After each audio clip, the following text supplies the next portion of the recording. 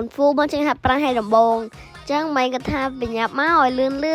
ព្រោះខ្លាចមេឃភ្លៀងចឹងណាហើយអូនហ្វូអត់ចេញផុតពីផ្ទះស្រួបួផងក៏នៅតែញ៉ាំ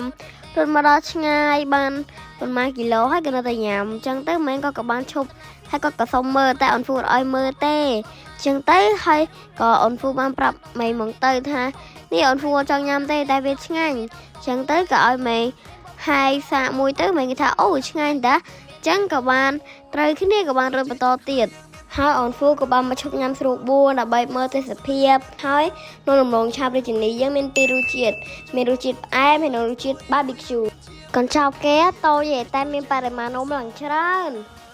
ហើយឥឡូវអូនហ្វូហត់អូនហ្វូក៏បានអង្គុយញ៉ាំមួយម៉េងហើយអូនហ្វូបើអូនហ្វូអស់ទៅ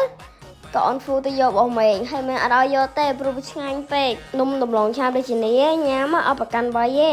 សូម្បីតែអូនហ្វុងក៏ចូលចិត្តញ៉ាំដែរឃើញហ៎មួយកញ្ចប់តែម្នាក់ឯងតែម្ដង